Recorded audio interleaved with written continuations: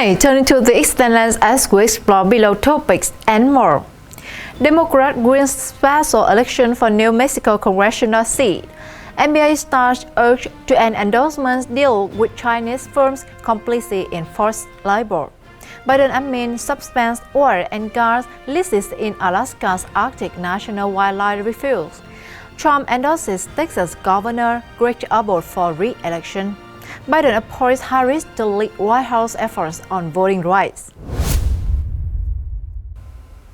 Welcome back to the Eastern Lands. I'm your host Katherine Dang. We will be posting exclusive episodes daily you can only find in the Eastern Lands. So we invite you to like and subscribe. And let's start today by talking about Democrats' special election for New Mexico Congressional seat. Democrats have retained a congressional seat representing part of New Mexico, filling a vacancy that arose when the office holder left to join President Joe Biden's administration. Democrat nominee Melanie Ann Stanbury won the race for New Mexico's 3rd congressional district. According to the final tally on June 1st, Stanbury received 79,208 votes, over 32,000 more than Republican candidate Mark David Morse. It's a good day to be a New Mexican because tonight New Mexico delivers for our people, delivered for our communities, and delivered for the United States of America, Stanbury told a crowd during an election night celebration. Stanbury, a state representative who formerly served in the Obama administration, ran on a platform that included tackling climate change, protecting land and water, and pushing for universal health care. Democrats sent a clear message during this election that we're not taking anything for granted when it comes to electing leaders who truly represent our values. While the GOP relies on fear-mongering and lies, Democrats who are building an expansive field program and working to get out the vote. We know the importance of electing strong Democrats like Melanie Stanbury, and we will continue to build on that momentum as we look forward 2022, Jessica Velasquez, chair of the Democratic Party of New Mexico, said in a statement. Biden admin suspends oil and gas leases in Alaska's Arctic National Wildlife Refuge.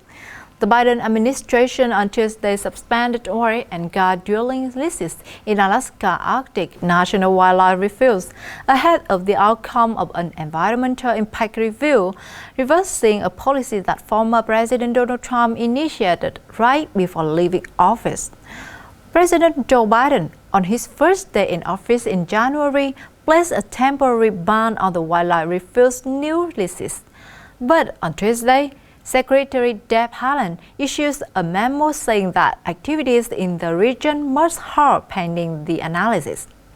This order is effective immediately, Haaland's memo read, and will remain in effect until it is amended or revoked, whichever occurs first.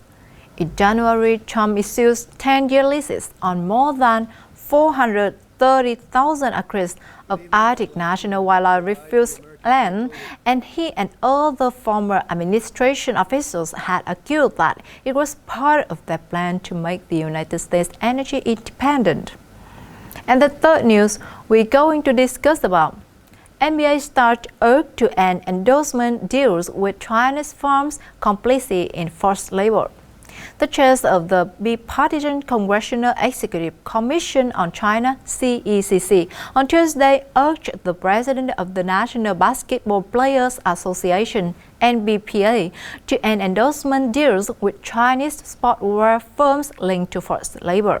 Senator Jack Murley and Representative Jim McGovern in a letter expressed concern over contracts that more than a dozen NBA players have signed with firms including Anta, Li-Ning, and Refuge, which have all admitted to use cotton produced in the Xinjiang Uyghur Autonomous Region, XUAR, of China. Players have continued to sign new deals with Anta Sport, We believe that commercial relationships with companies that source cotton in Xinjiang create reputational risks for NBA players and the NBA itself, they said, noting that the U.S. government has determined China is committing genocide and crimes against humanity in Xinjiang and banned cotton imports from the region.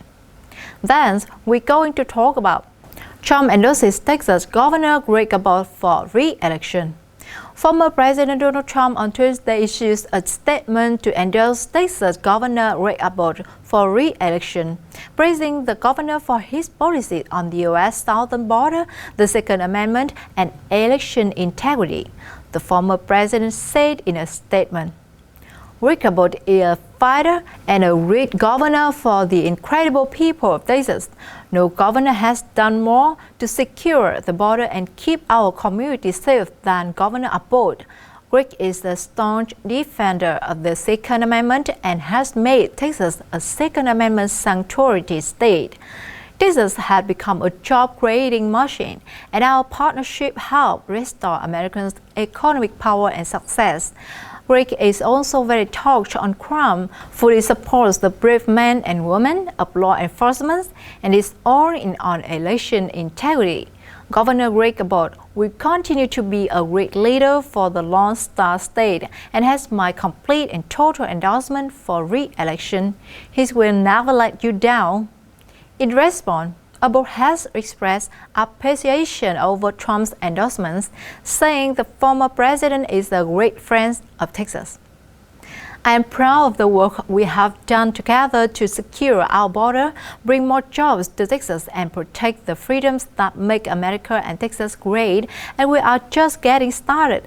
I thank President Trump for his leadership, and I will continue to fight for the values that make Texas the greatest state in America. And lastly, we are going to talk about Biden appoints Harris to lead White House efforts on voting rights. President Joe Biden on Tuesday announced that he has placed Vice President Kamala Harris in charge of White House efforts to protect voting rights. This sacred right is under assault with incredible intensity like I've never seen. The president said, referring to efforts by Republican state lawmakers nationwide to tighten election security. He made the remarks during a visit to Tulsa, Oklahoma on the 100th anniversary of the Tulsa Race Massacre. Today I'm asking Vice President Harris to help these efforts and lead them among her many other responsibilities. With her leadership and your support, we're going to overcome again, I promise you, but it's going to take a hell of a lot of work. The president described the more than 380 election overhaul bills in 48 states as a truly unprecedented assault on our democracy. Harris said in a statement Tuesday, "Every American has the right to have their voice heard at the ballot box, and no American should be kept from voting early, voting by mail, or voting at all. Our administration will not stand by when confronted with any efforts that keeps Americans from voting," she said, adding that she will work with voting rights organizations, community organizations, the private sector, and lawmakers to boost the voting rights. And that's all for today, my friends. What do you think? Let me know below. If you like what you heard, don't forget to share it with at least one of your friends, because everyone deserves to know the truth. Thanks for tuning into The Externals. I'm Katherine Dang, and see you next time.